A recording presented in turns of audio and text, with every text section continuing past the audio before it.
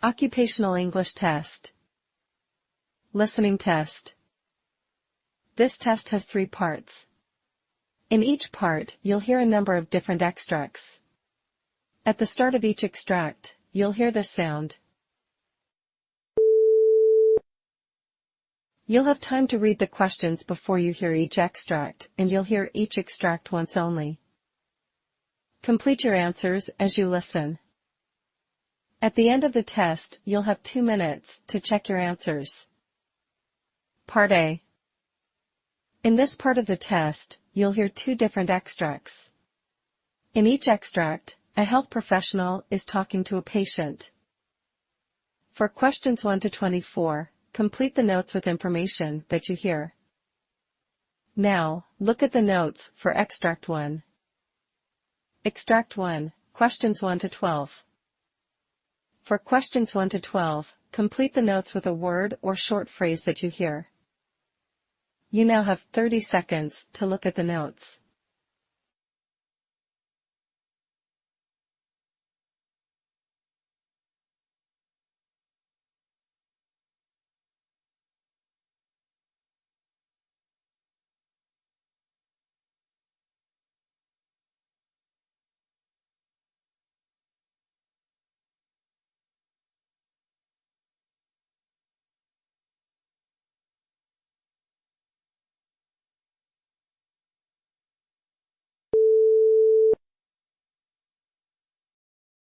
I know I've missed several appointments, and I stopped all medications. It started because of these headaches. They felt so severe, almost migraine-like, and I thought it was the medications causing them. It's important to discuss any side effects you're experiencing, but abruptly stopping your medications can be very risky, especially considering your heart condition and your stent. Let's talk more about these headaches. When did they start becoming noticeable? They've been on and off for a while, but they got really intense about a month ago. That's around when I stopped the medications. They get worse when I cough or when I'm outside in the sunlight, which is really bothersome. Have there been any other new or worsening symptoms besides the headaches and sensitivity to light? Yes, my legs. They just don't hold up like they used to. After walking just a short distance, they give out. I used to walk my dog around the block, but now I can hardly make it halfway. And you mentioned you've started smoking again. Can you tell me more about that and any other lifestyle factors that might be affecting your health? I picked up smoking again during a really stressful time a few months back. I'm down to about half a pack every 2 or 3 days. I know it's bad, especially with my history, but sometimes it feels like it's the only thing that helps with the stress. Smoking can significantly impact your cardiovascular health, which is crucial for someone with your medical history. It could actually be contributing to your symptoms by affecting your blood circulation. Let's also talk about your recent vital signs and lab results. Your blood pressure today is quite high at 179/98, and your cholesterol levels are also elevated. This puts you at a significant risk of another cardiac event. I understand all that, but the side effects from those medications, I just couldn't handle them anymore. I felt worse on them than off. I hear your concerns, and it's important that we address them. What we can do is reintroduce your medications slowly, at lower dosages, and monitor how you respond. It's crucial, especially for the Plavix, to ensure your stent remains functional. We need to manage both your blood pressure and cholesterol more effectively. I'm willing to try that, but I'm really worried about experiencing those side effects again. They made it difficult to even get through the day. We'll start with the lowest dose of Plavix and 1 blood pressure medication. We need to monitor you closely and adjust as necessary. It's a process, but I'm confident we can find a regimen that works for you without the debilitating side effects. What about my mobility issues? It's getting really hard to move around, and it's affecting my ability to work. Your mobility issues are concerning, and they may be linked to your overall cardiovascular health. Improving your heart function might help with your strength and endurance. Physical therapy could also be beneficial here, and I'll refer you to a specialist who can tailor a program to your specific needs. And the disability documentation, I need to renew it given all these issues. It's becoming increasingly difficult to manage my job requirements. I will help you with the disability paperwork. It's crucial that your documents accurately reflect your current health status and how it's impacting your daily activities and work. Let's ensure this is taken care of. Thanks, doctor. I just want to feel better and manage my day-to-day life without all these complications. I understand, and I'm here to help you through this. Please keep me informed about how you're feeling, especially after restarting the medications. It's important to manage any adverse effects immediately. Let's set up a follow-up in 2 weeks, and here's my contact number for any urgent concerns. I appreciate that. I'll give this plan a try and keep in touch about how things go. That sounds good. Remember, managing your health is a team effort, and I'm here to support you. I'm glad we could meet today to discuss your concerns and plan moving forward.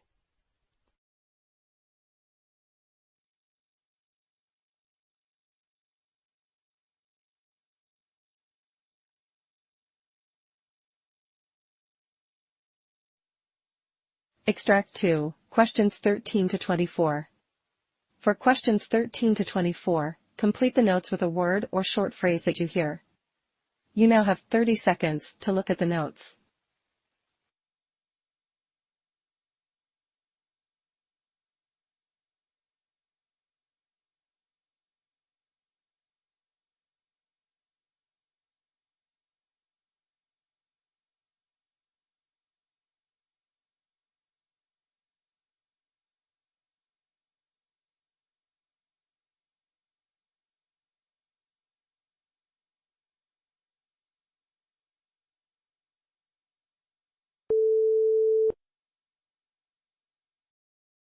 Doctor, I've been feeling these new chest pains over the last few days.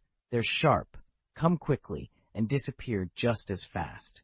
I'm not sure, but I think it might just be because of this cold I caught. My nose has been running, and I had a bit of a fever the other night. Nothing severe, but it's uncomfortable.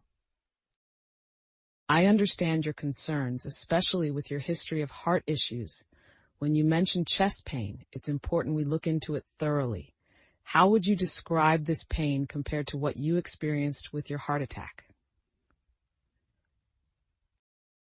It's totally different from before. Last time, it was more like a heavy feeling, like something was pressing on my chest. This time, it's more like a quick burn that doesn't last. No dizziness or nausea either, just the burn.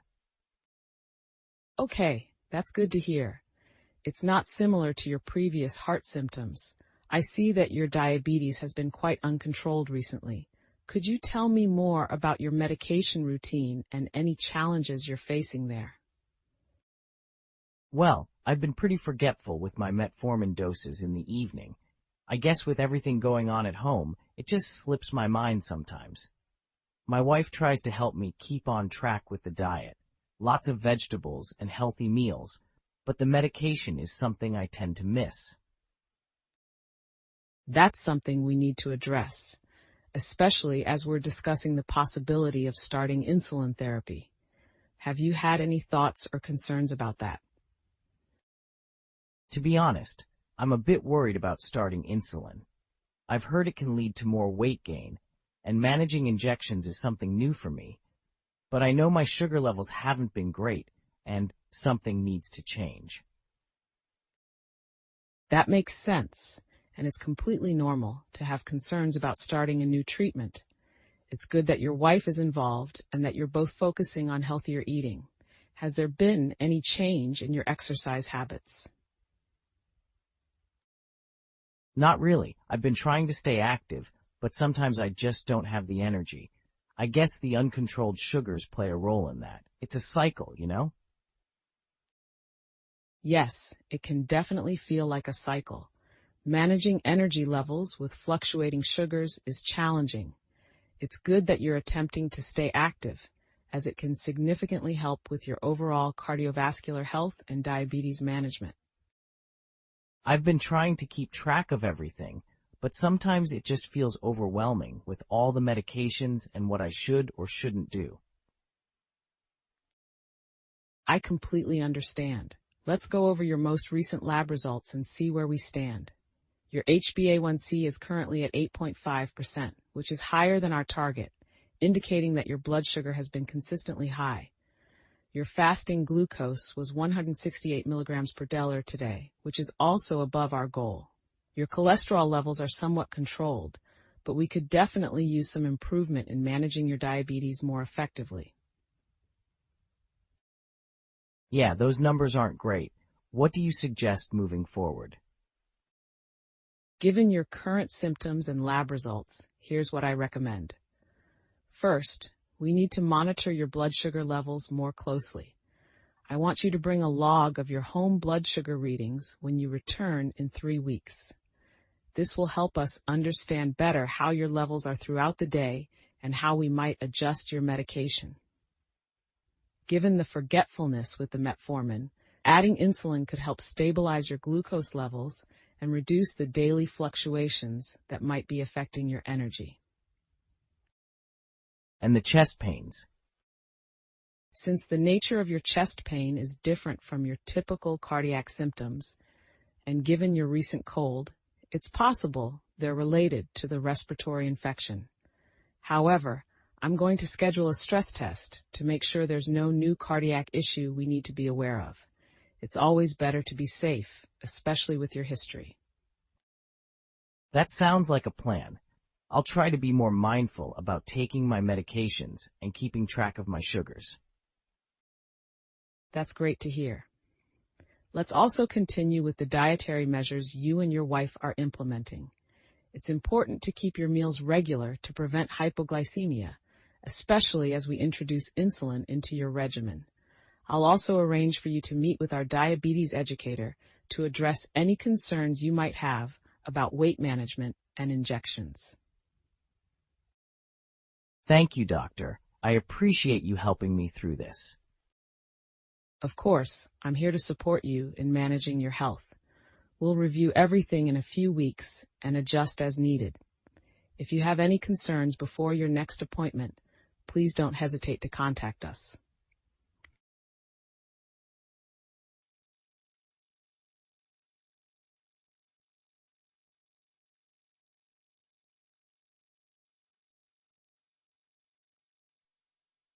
That is the end of Part A.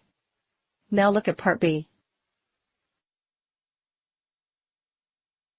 Part B. In this part of the test, you'll hear 6 different extracts. In each extract, you'll hear people talking in a different healthcare setting. For questions 25 to 30, choose the answer A, B, or C, which fits best according to what you hear. You'll have time to read each question before you listen. Complete your answers as you listen. Now look at question 25.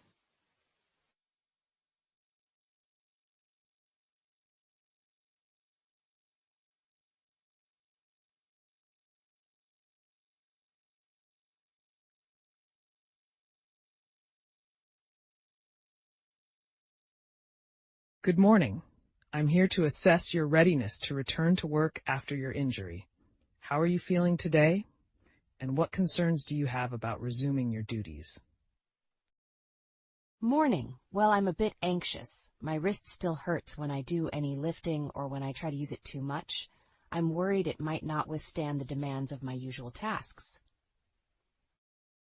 It's good that you're paying attention to your body's signals. Have you been able to keep up with the physiotherapy exercises recommended for your recovery?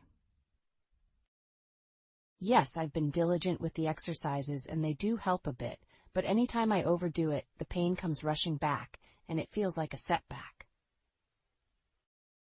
That's very informative. Thank you. Let's plan for a gradual return to work. We can start with lighter duties or possibly part-time hours to ensure you don't strain your wrist. How does that sound?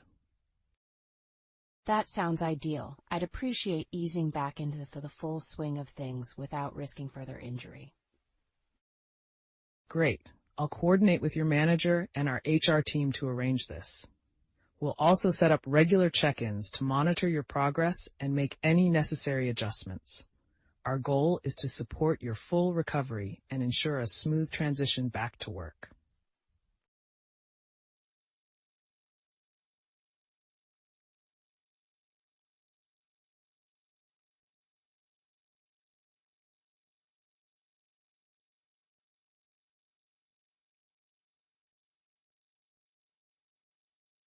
Now look at question 26.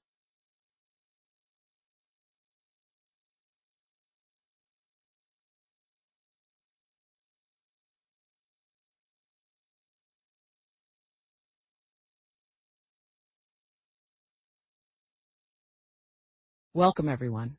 Today's presentation will focus on the critical role of substance abuse counseling within our hospital.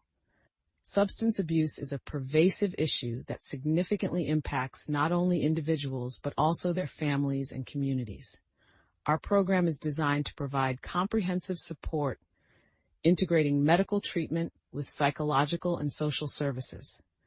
We employ a variety of therapeutic approaches, including cognitive behavioral therapy, motivational interviewing, and support groups.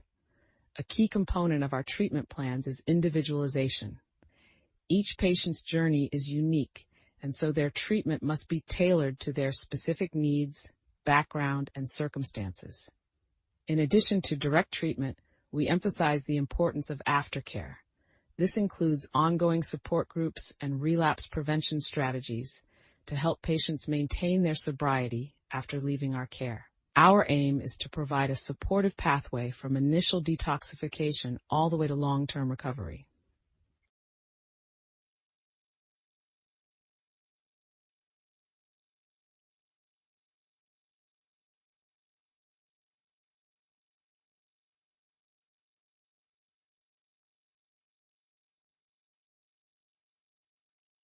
Now look at question 27.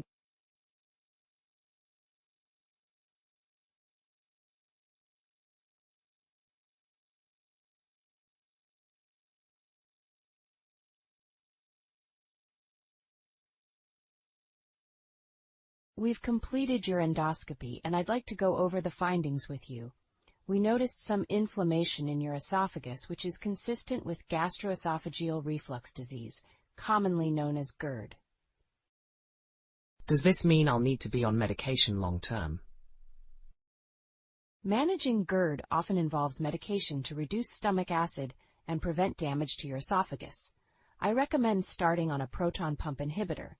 This type of medication will help reduce the acid production and allow the inflamed tissue to heal. I see. What about my diet? Are there changes I should make? Absolutely, diet plays a crucial role in managing GERD.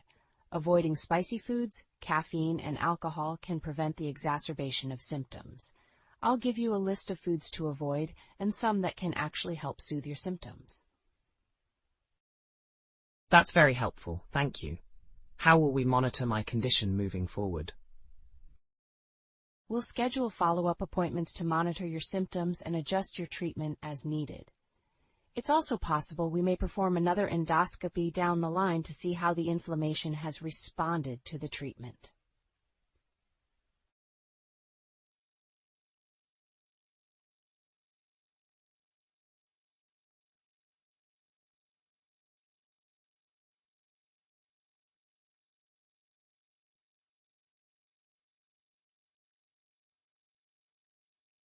Now look at question 28.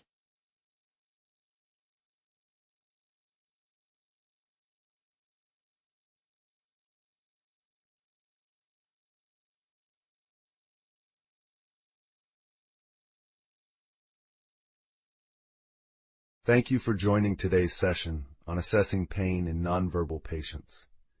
This is a particularly challenging but crucial part of our work in providing compassionate care to all patients. To effectively assess pain in nonverbal patients, we use a combination of observational tools and pain assessment scales that are specifically designed for those who cannot communicate their pain verbally. These include the Flax scale, which observes facial expressions, leg movement, activity, cry, and consolability. Our training includes detailed workshops on interpreting these signs and documenting findings meticulously. Accurate documentation is vital for the ongoing management of the patient's pain and ensures that they receive the appropriate interventions. In this workshop, we will go through several case studies to practice recognizing and assessing these pain indicators. It's essential that all staff are proficient in these techniques to improve the overall quality of care for our patients.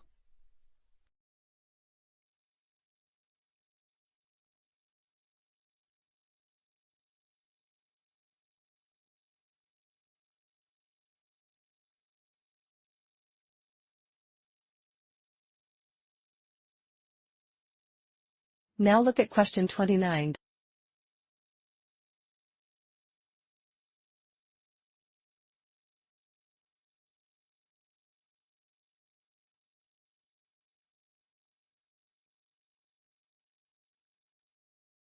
Today we'll discuss immunotherapy, which is a promising treatment option for managing severe allergies. It works by gradually increasing your exposure to the allergen, which can help your immune system become less sensitive to it.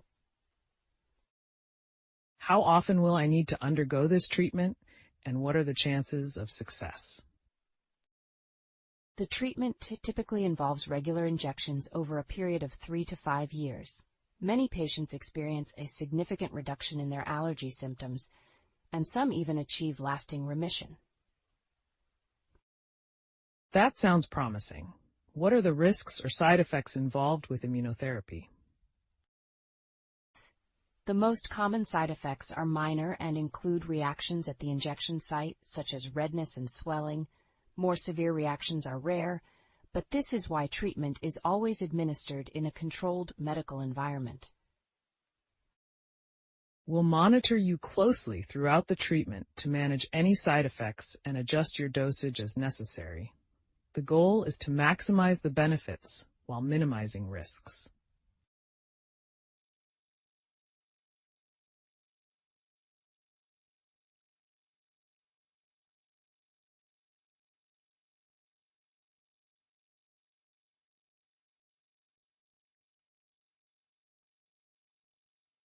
Now look at question 30.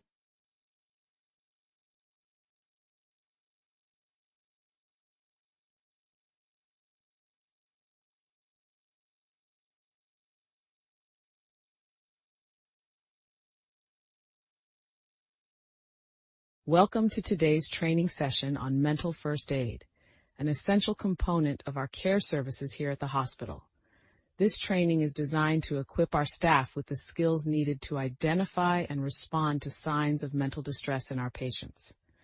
Mental first aid involves several key steps. First, recognizing the signs of mental health crises, such as anxiety, depression, or acute stress reactions. Next, we approach the person in a non-threatening and supportive manner. It's crucial to listen non-judgmentally and provide reassurance. We then guide them towards appropriate professional help, whether that's counseling, psychiatric care, or other mental health services. The aim of this training is not just to provide immediate support, but also to foster a supportive environment that respects patient dignity and contributes to their overall well-being. By the end of today's session, you'll be equipped with the tools to make a real difference in the lives of those experiencing mental health challenges.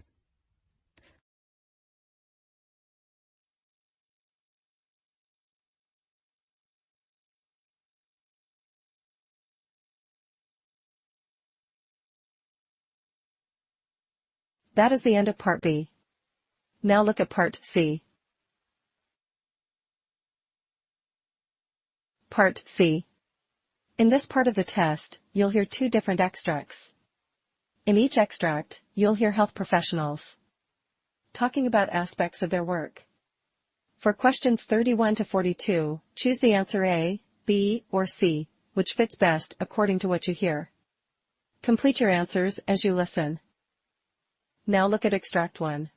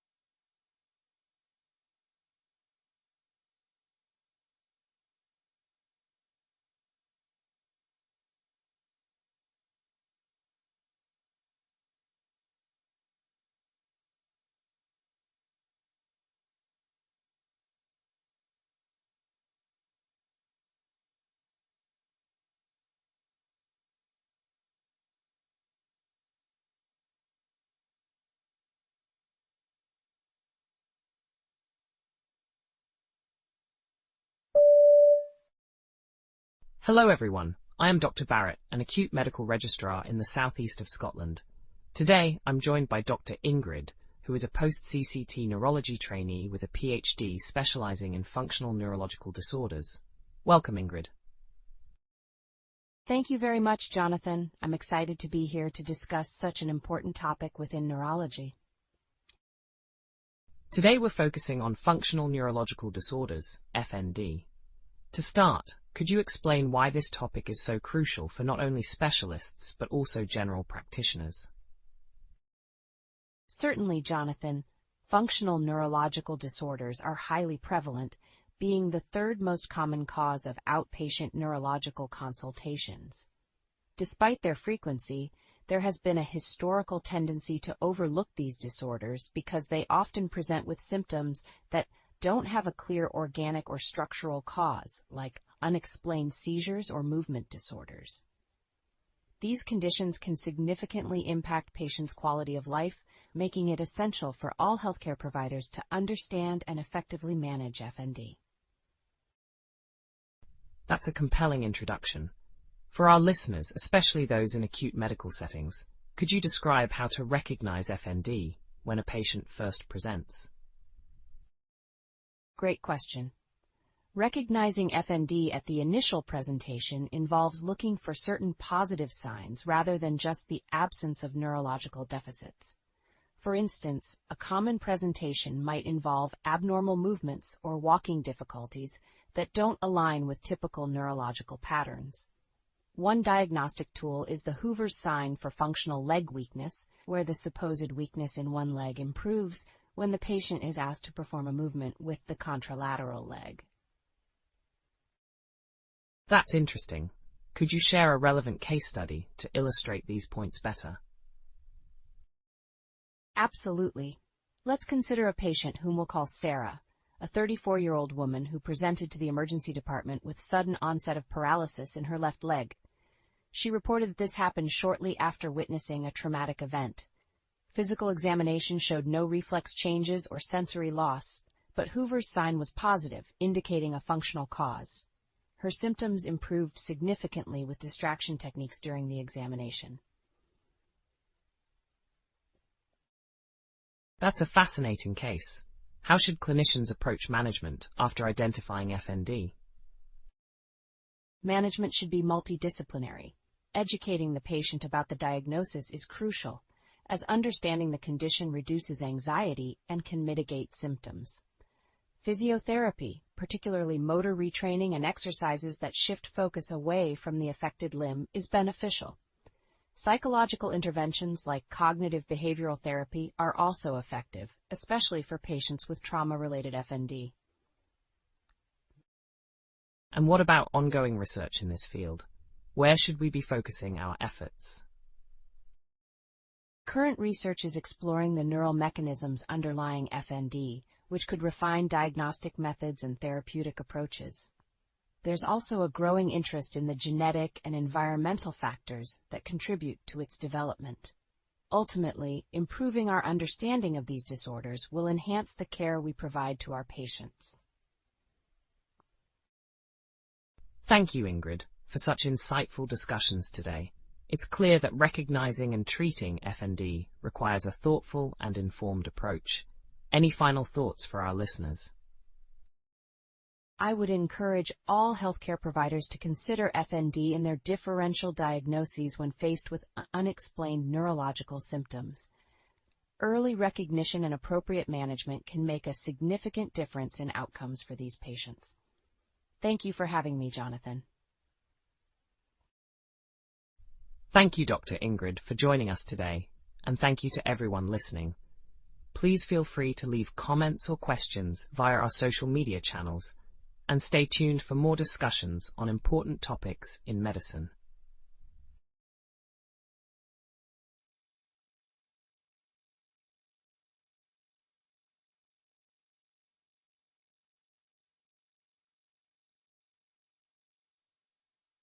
Now look at Extract 2. Extract 2, questions 37 to 42. You now have 90 seconds to read questions 37 to 42.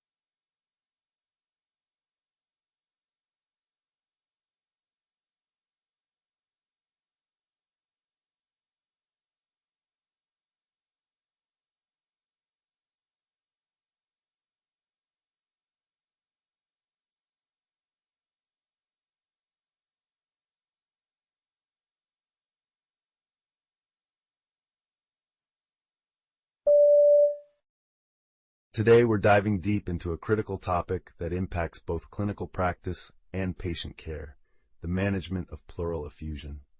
Joining us today is Dr. Torres, a renowned pulmonologist and a leading researcher in respiratory diseases. Welcome, Dr. Torres. Thank you for having me. It's great to be here to discuss such an important aspect of respiratory medicine.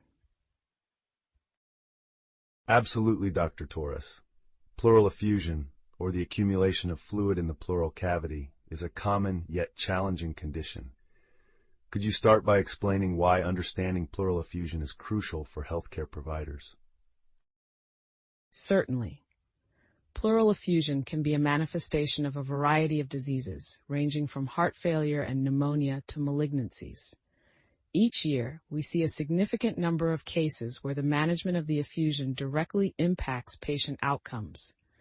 The complexity lies not only in treating the effusion itself, but also in accurately diagnosing the underlying cause, which dictates the treatment strategy.